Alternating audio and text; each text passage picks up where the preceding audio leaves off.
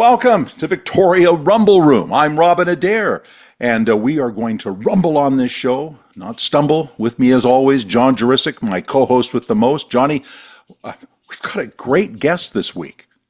We certainly do. Well done. Well done for securing this guest and having him chat with us today. And it's such an opportune time. Lots going on in BC politics.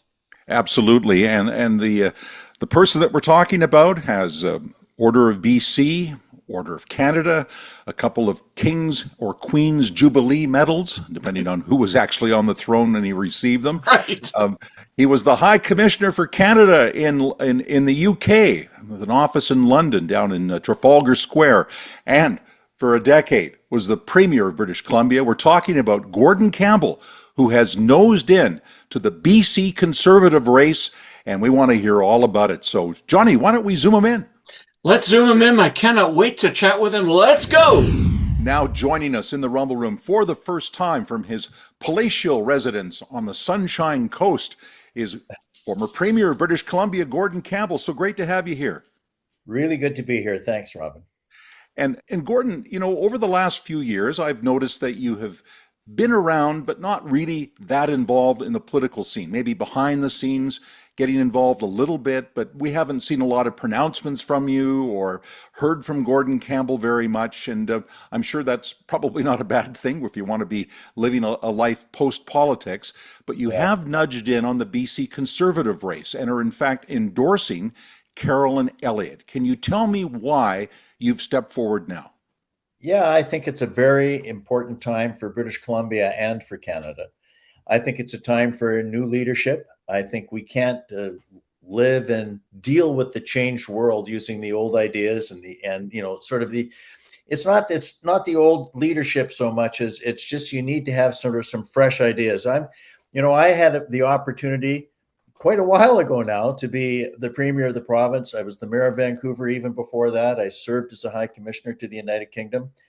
And, I sort of think right now that my generation has had their chance. We all tried our best. And for whatever, for better or worse, we did our best. Today, we're in a different world. I actually think British Columbia is in far worse shape today than it was when I took office in the 2001. I think our economic situation is bad. The social situation is bad. The legislative frameworks that have been set up are bad. And they lead to a diminished future, a sort of a shrinking sense of hope. So I thought, and I do think that it's important to have a new generation of leadership, people that can look at the world with fresh eyes and fresh ideas and take us forward as they should. I think when I was Premier, we called British Columbia the best place on earth. I've been around a lot now. I've been worked in Africa. I still have a job in Africa. I've been in Europe. I've been in Asia. I've been in British Columbia. I've been all across Canada. I've been to the United States. I've been to South America. This is still the best place on earth in my mind. What we do with it is what makes it either the best place on earth or just another place on earth. And I'd like it to be the best place on earth. This is very exciting. Okay. And if we had an ex-president or former president sitting in our Rumble Room, I'd refer to that person as Mr. President. If we had a prime minister sitting here, I'd refer to that person as Mr. President, Mr. Prime Minister, Madam Prime Minister, I hope. Right. So for those folks that are going to get their nose out of joint, Mr. Premier, welcome to the Rumble Room. Thank you very much. It's very good for you. I'll just tell you a quick story about this. So I was the Mayor of Vancouver, and when you're mayor, you're called Your Worship. I was the leader of the BC Liberal Party, and when you're the leader, you're called the leader. When you're the Premier, I was called the Premier. When I was High Commissioner, I was called Your Excellency.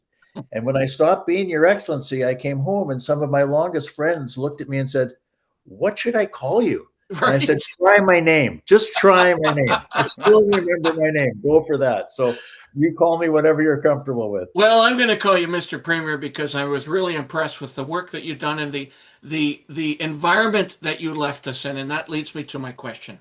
Okay. Often on this show, I sort of play the person on the street. Okay, that person, frankly, at this time, doesn't even know who these conservative candidates are. They might Right. not even know that there's a leadership race going on. However, I talk to quite a few people within the different business organizations that I hang around in, and there Right. are some things that are dominant within this dialogue. Mm-hmm. Number one, affordability, Right. lack of affordable housing, lack of affordable energy prices, lack of affordable healthcare, lack of affordable food, lack of affordable, you fill in the blank. Okay. Right. Number Right. two, during your time, there was abundant business opportunity. There was business opportunity all over the province that Yeah. I and others could participate in. It was fun. We had hope. Yeah. Gone. Number three, lack of business stability. So many uh, unstable scenarios right now with Right. regard to making business decisions.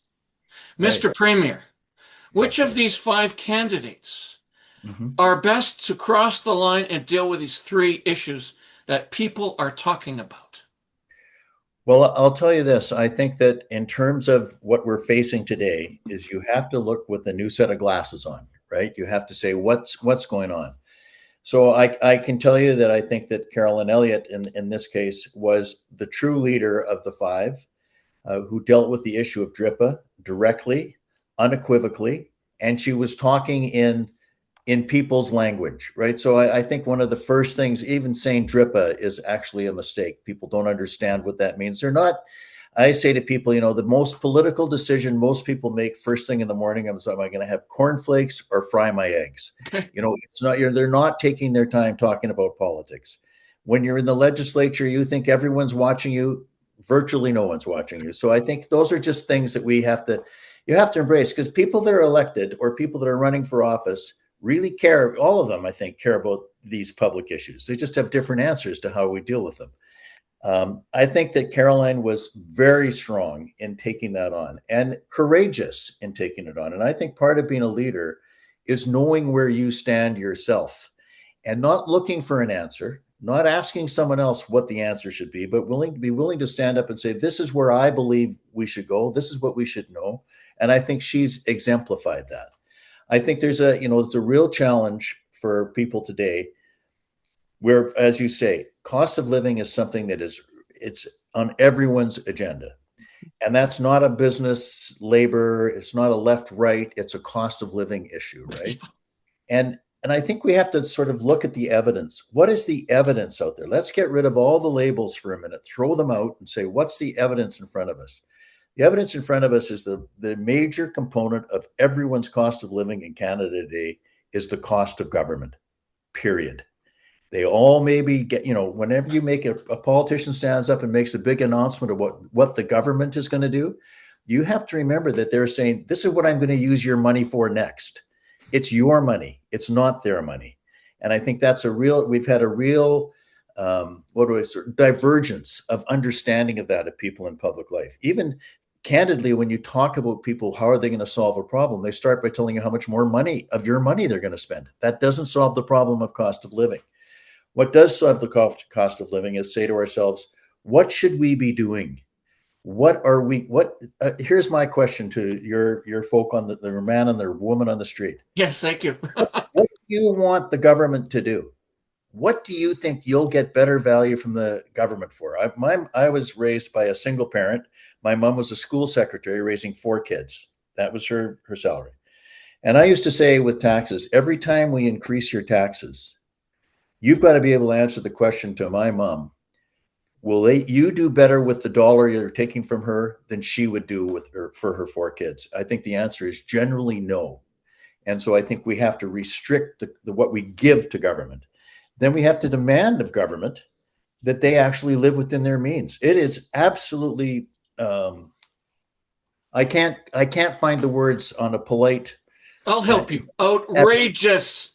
It's appalling what governments are doing right now. Yeah, I know how difficult it is to say no. I know how difficult, because everyone wants to be popular. At one point I was very popular. Another point I was really unpopular. And I think that, it's way more fun to be popular. I get that, right? But the job, when you take it on, is to make the right decisions, whether they're popular or not. So I think, the right decision is I'll give you an example with regard to healthcare. So literally thousands of people are dying on what we call wait lists now. That is not the healthcare system that works for people. Across British Columbia, emergency wards are closed down. That is not a healthcare system that works for people.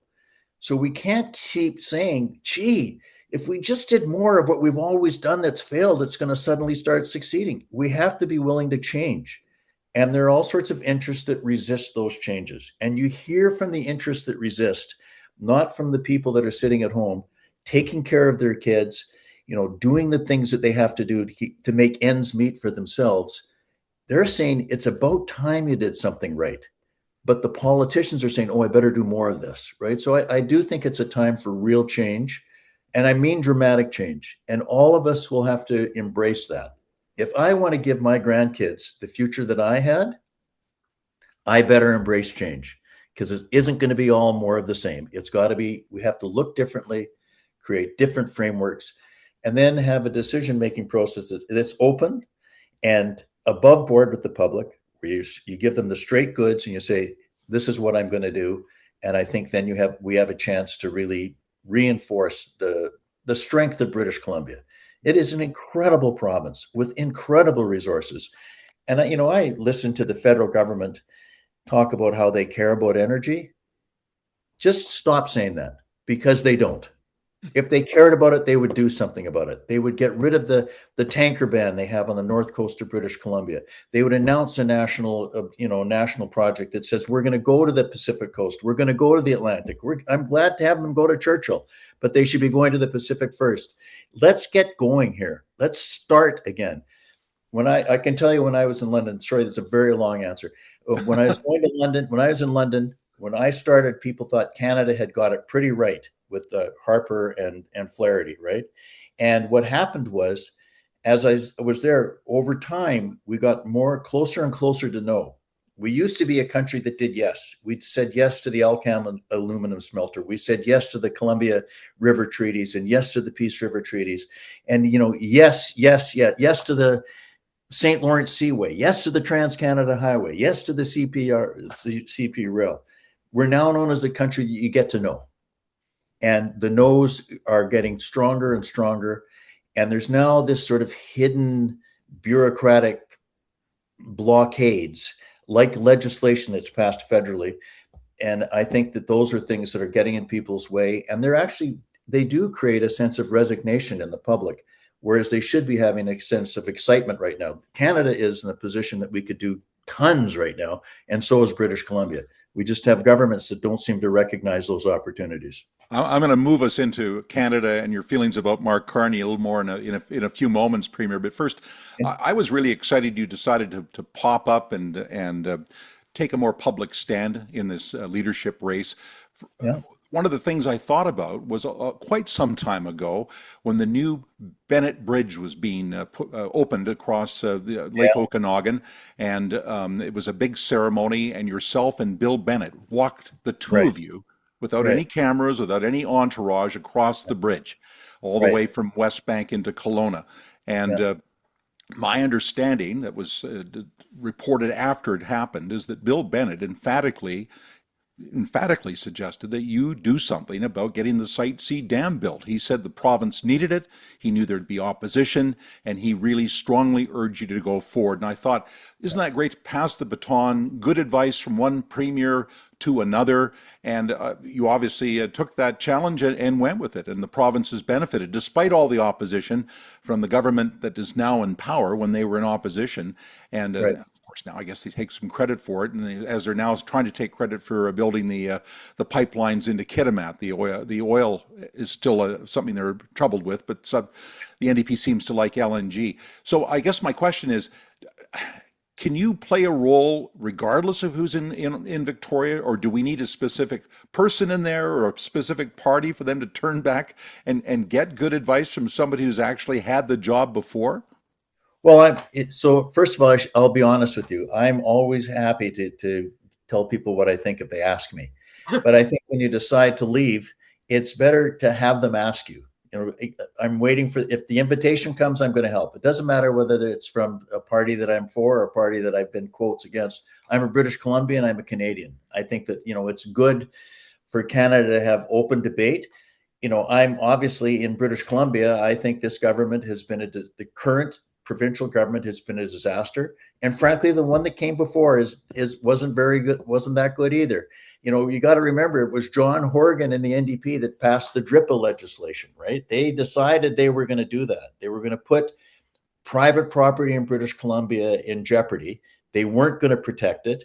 They've had a what do you call it? Sort of a memorandum from the Attorney General saying, don't bother. Didn't the opposition support that in the vote in the House? Yes, they did. And they should not have. They should not have.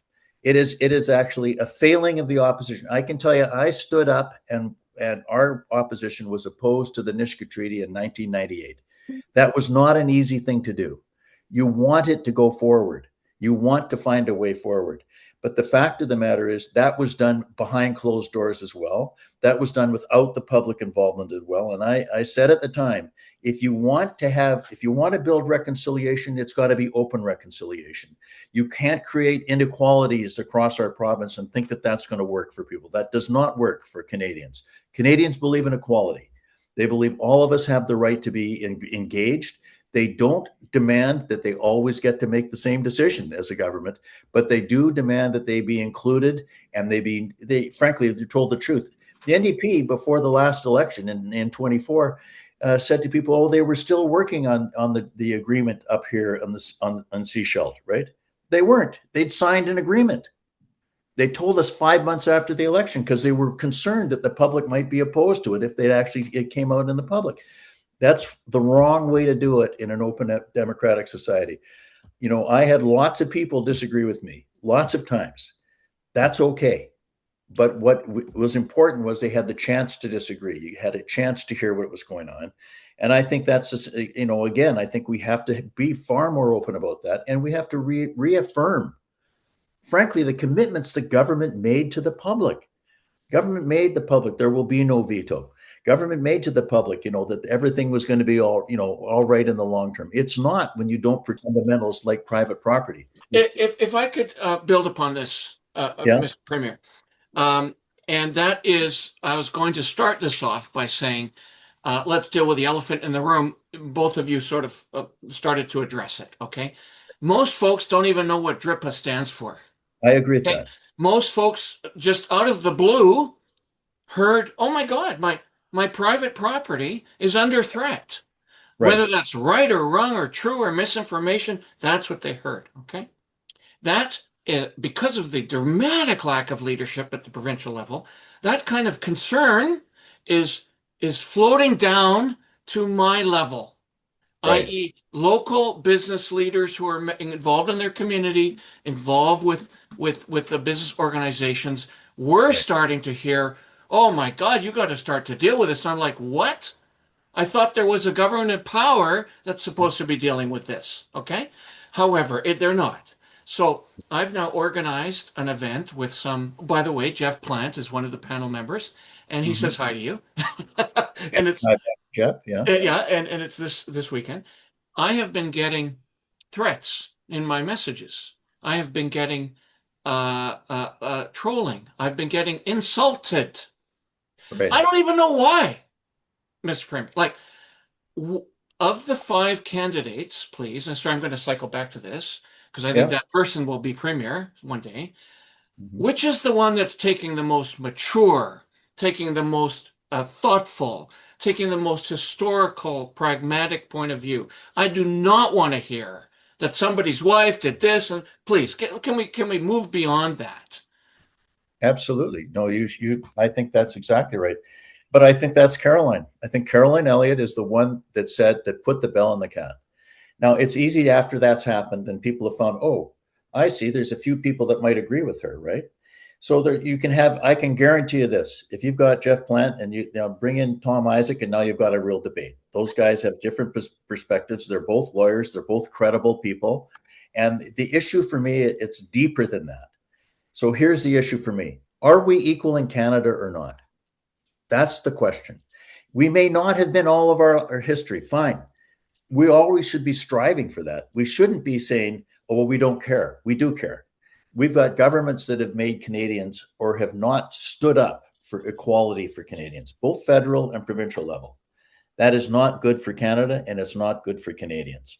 So I think that's a really important thing. And I think Caroline was willing to take that on really quite early and with a fair amount of courage, got lots of people. Look, let me put it this way.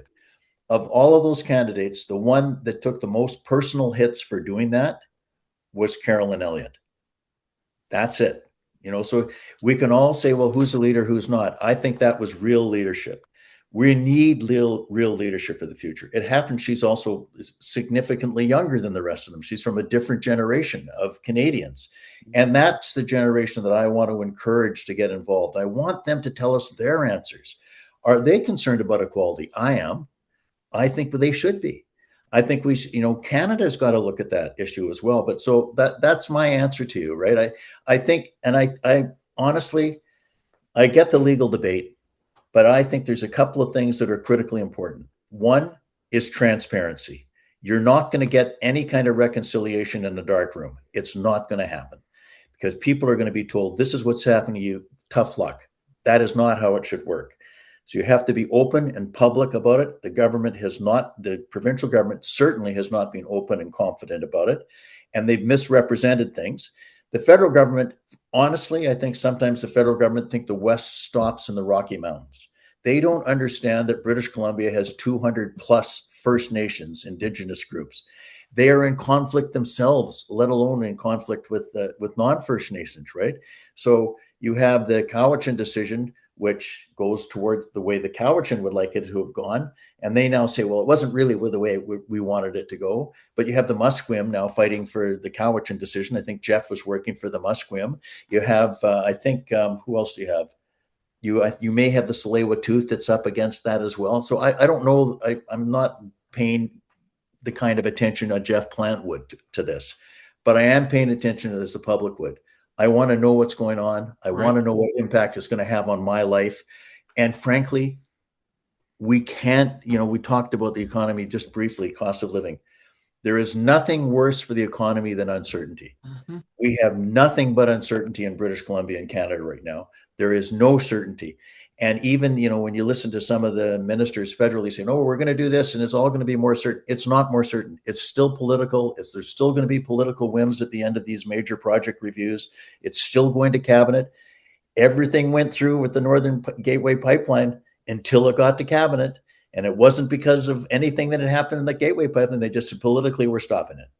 So that does not create certainty. And when you have uncertainty, they used to say, one of the things that used to be said about me was I may have been the meanest son of the bitch in the valley, but if I said I was going to do something, I was going to do something. And they knew it, right? That created a sense of certainty where we're going. So I do think that those are big issues.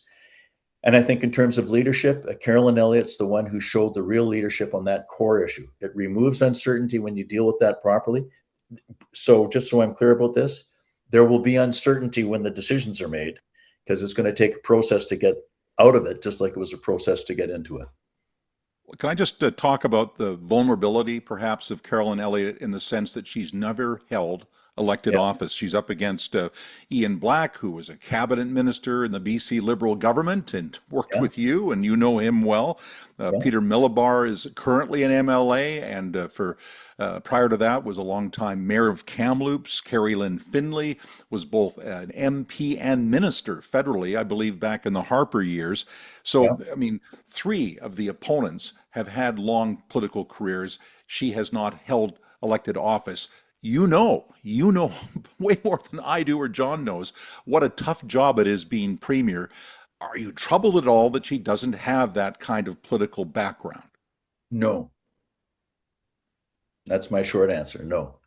Here's, what does the leader of a party do? Or what? Yes, you have to have people in your caucus that are well informed by that. But Robin, I'm not pretending.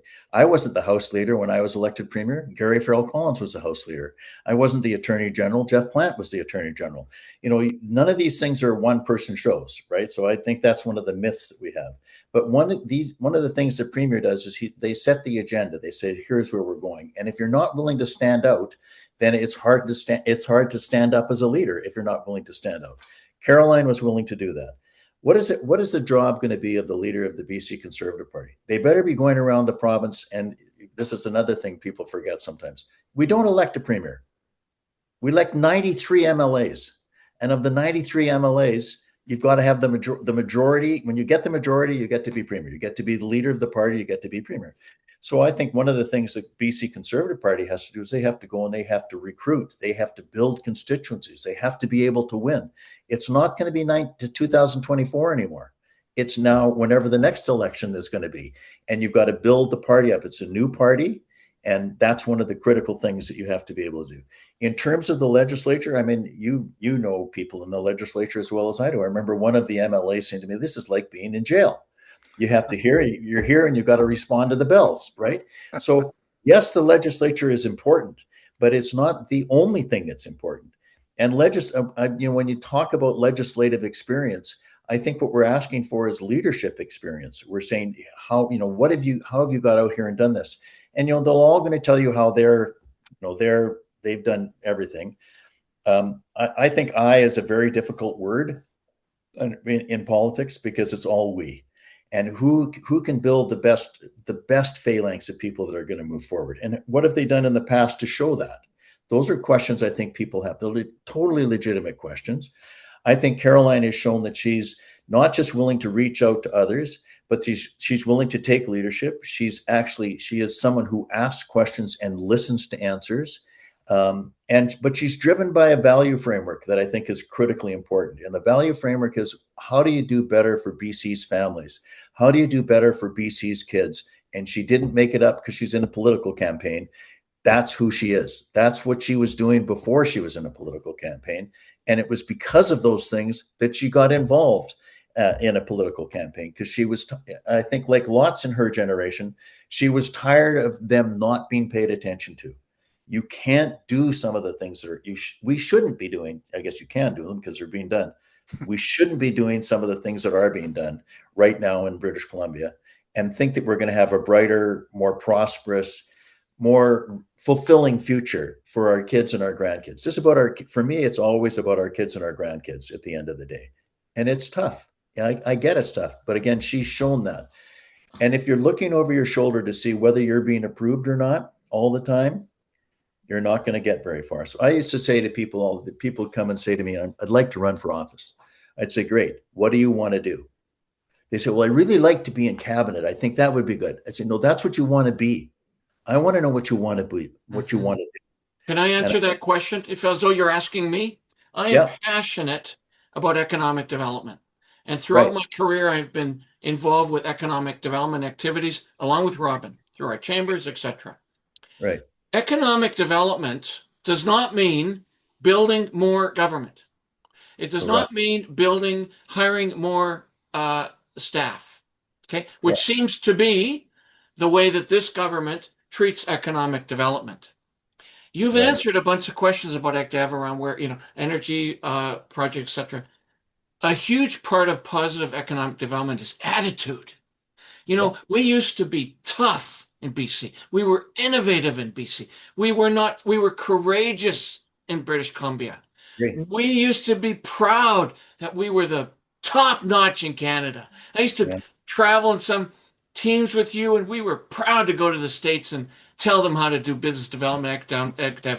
I know who I think you're going to answer about this, but is this conservative government, conservative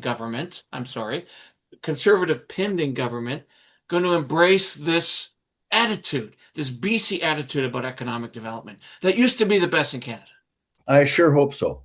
But it goes back to what I was saying before, though.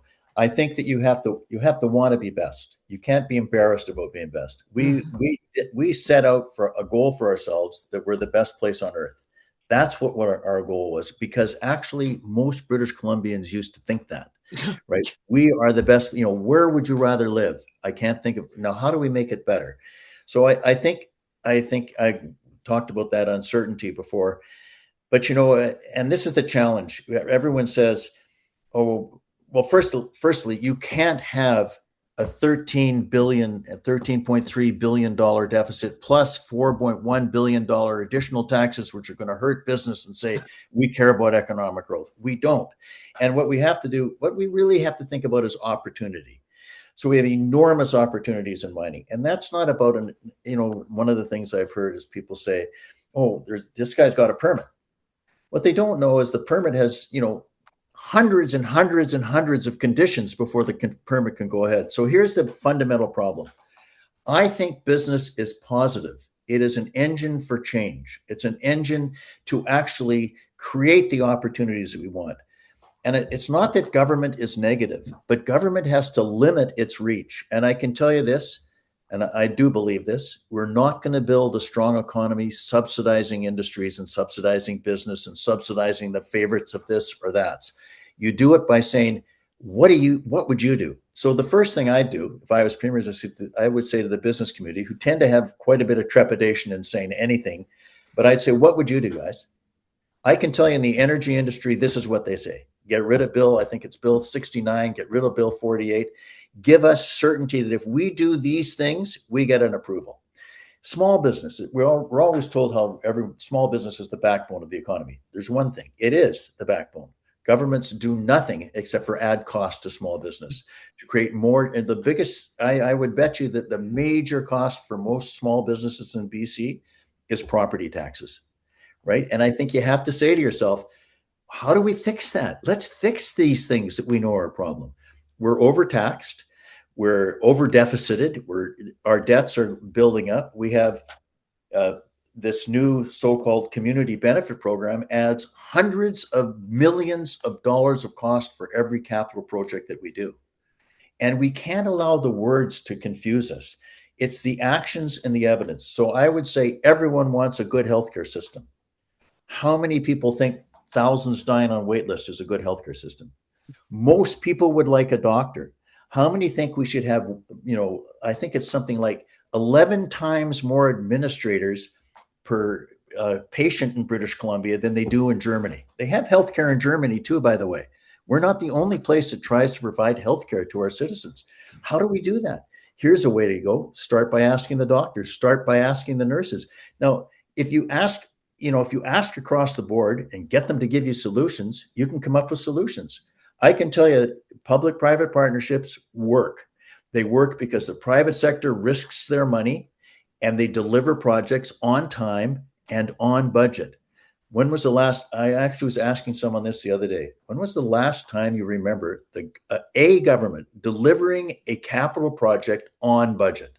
No, never happened. I don't remember. In recent time, I don't remember it. Honestly, I don't. And that's serious. It's difficult to do a public-private partnership because you have to do all of your sort of goal identification early.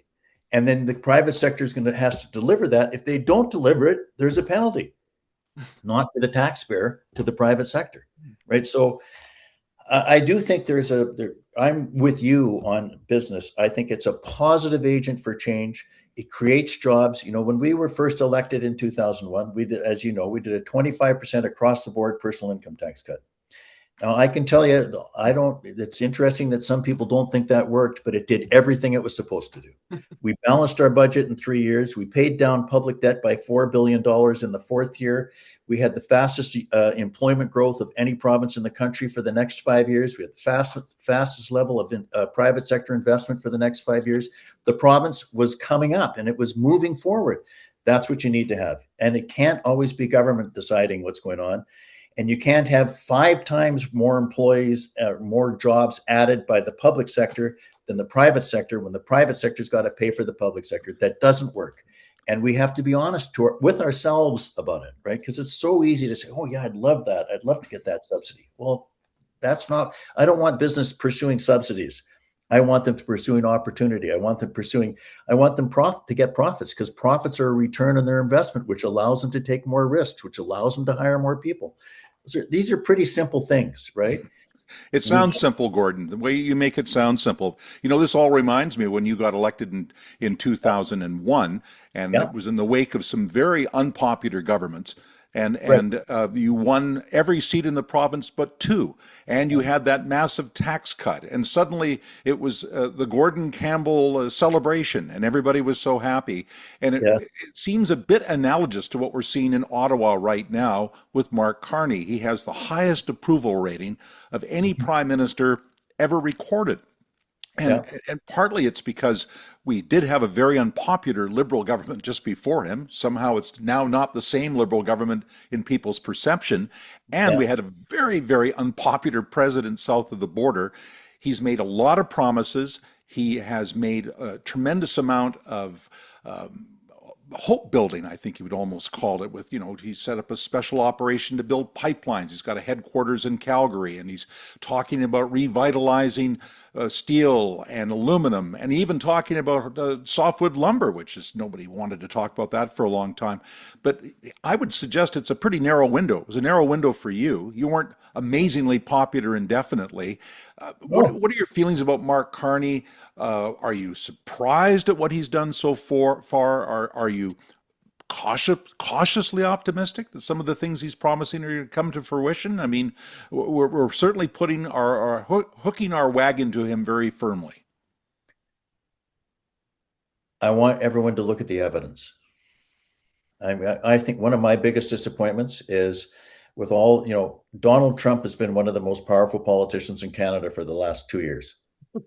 I have no interest in Donald Trump being the most powerful politician in Canada. I want someone that's saying to Canada, these are your strengths. Let's build on them. Let's go forward as Canadians. We can do lots as Canadians, but I'm tired of being told we can, but we really can't. It's if you'll give me I'll give you $100 if that pipeline is even started in the next year.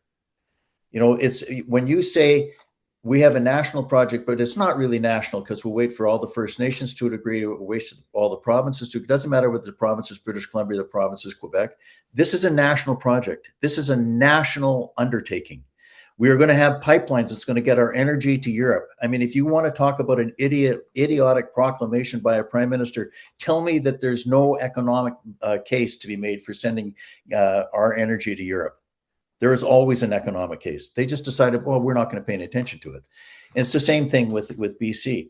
Don't tell me you care about the pipeline. Don't play those games, because you don't. If you did, you'd get on it. It'd be done now. What is the major projects office? Honestly, what's the major projects office? It's another office. It's another level of bureaucracy. It's another, if you go through here and you do the right things for us, we might give you this. And if you don't do the right things, we won't give you this.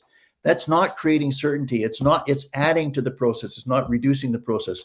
I haven't heard one person say what we need in Canada is more process before we get to a decision. I want decisions, and I want to have some certainty. And I don't know if I can put billions of dollars into something that I have an opportunity for a return. That's what risk taking is. But the last risk you want is political risk, that out of the blue, they'll say no. That's what happened with Northern Gateway. And if people don't think that it had an impact, it does have an impact. So I'll just tell you another quick story from when I was mayor of Vancouver, or actually it might have been before that. There was a federal Department of Urban Affairs. I think it was before that. I think it was when I was with Art Phillips, who was mayor of Vancouver a long time ago now. But there was a federal Department of Urban Affairs. And when we wanted to do something federally, they would say, we'll talk to the Minister of Urban Affairs because, he'll be helpful. We never wanted to talk with the Minister of Urban Affairs, because the Minister of Urban Affairs would say to us, well, we're going to talk now to the Minister of Finance. And then he'd say, I really like what you're doing. I'm talking to the Minister of Finance. You come back and say, the Minister of Finance won't let me do it. I don't want that to keep going on. And it's the same thing with the major project office. What is a national project? I can tell you the national projects. I could do it. It takes nothing to tell you the national. I don't need to process that. I can say, here's what I think are national projects, and now we'll process. No, we don't like that. I think the pipeline to the coast, to the North Coast, let's do the most cost-effective pipeline. Let's not add billions of dollars of cost because we feel like it, which is what the Pathways project is. Carbon capture and storage has been around for 30 years. It has never worked without massive government subsidies. What are we doing? Would we rather spend $20 billion on carbon capture and storage than $20 billion in making sure people have doctors? All of those things are things that are, this is what I mean by fundamental change. I think in lots of ways, Canada's government is upside down. And by upside down, I mean there should be more at the local level where you have local accountability and they make decisions, but that means more resources. They shouldn't have to go to the province. Say, could we please, sir, can I have more? And the provinces shouldn't have to go to the federal government, sir. Please, sir, can I have more? We did that. We've done that with healthcare forever. Why? It's because the federal government has what they call fiscal room. They have more coming in and not less to spend it on. So what happens is the feds expand their scope, and as they expand, and they do none of it very well, in my mind. And so we lose value all the time of the dollars that you're sending to do the things you need to have done. So I'm disappointed to date. You know, everyone says, well, Mark Carney is sure a lot smarter than Justin Trudeau. And now that's all nice, and but it's all PR, right? How much PR how far do we think we get on PR? And how far do we think we get on actual decisions that change the way things are done so you move it forward? And, you know, when I heard the Prime Minister say at one point, we're going to build things faster than you can ever imagine. Honestly, Robin, they're building them slower than I can imagine. I can't imagine building this slowly when things are going so badly. So, you know, am I disappointed? Yes. Do I think we should examine evidence? Yes. And I think that Mr. Carney should be held to the same standards that anyone is. And I think we can't be fooled by the wallpaper. The structure's wrong. Gordon? Yes. As opposed to Mr. Premier, I just want to piss some people off. Okay. Okay. We're kind of near at the end of the digital attention span. Okay. Okay. About 40 minutes we've been chatting. I could talk to you forever, and I hope you come back. Sure. One last question. Yeah. I want an opposition to this government to be unified. Yep. I want it to not act silly, and I want it to act upon issues that are of prime interest to British Columbians. If your preferred candidate does not win, is this party going to represent itself that way to British Columbians? Well, I want to be a little bit more positive here. I think it's good there's 5 people running for leader. I think there are different people with different backgrounds, etc. So that gives people a chance to make a decision. We have no choice but to unify. One of my concerns with one of the leadership campaigns particularly was it started with disunity. It started with saying what was wrong with everybody. I don't need to know what's wrong with, including me. I know what's wrong with me. I know lots of things that are wrong with me. The question is what's right. The question is, where are we going to go? I think we have to remove the NDP government. The sooner, the better. And I think we have to do it with good people. And I think they should be smart. I frankly think they should be young. I think it should be fresh. I think they should be thinking about, boy, this is a province. We're going to do something for this province that our kids are always going to be grateful for. There isn't one grandchild that's going to be grateful for a $13.3 billion deficit. There isn't even one, one of my kids who are older than grandkids now, or they're young men or middle-aged men now, but they're not saying thank you to government. There's too many people that are thinking, how do we leave? I think we want to say to people, I think we want that excitement you talked about and say, yes, how do we get them together? So if we're not for the NDP, we have to unite. And that's really important for people to get. And it's not disparate political parties. It's one party going forward and saying, here's the future that we can have. I was clear about this when I was Premier of British Columbia, when I was running too. And I had to help build the opposition. We lost the first election. You had to bring everyone together. You have a chance to build a brighter future. If you don't bring everyone together, there's a chance that you're not going to be able to build a brighter future. So, I'll help whoever is anybody who's the leader, who's willing to make significant change, who's willing to actually look at the evidence, say, what do we have to do? And I can just tell you this, it is not going to be easy. It is going to be very difficult. There's there's nothing more powerful than the tyranny of the status quo. And even when the little bit I was talking about Canada there, we are all locked into a past and a framework that doesn't necessarily work. It's the values we have, it's the principle of equality, the principle of equal opportunities.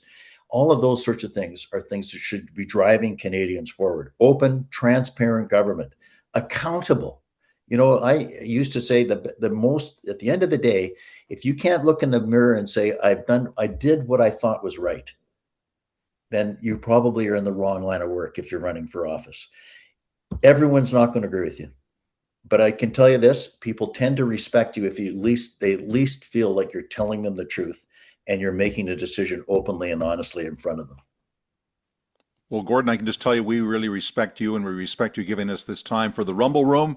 And Thanks. we'll look forward to seeing what the outcome is of this leadership race, and hope to have you on the show in the future. So thanks very much. And for our audience at home, I hope you enjoyed it, and rumble on.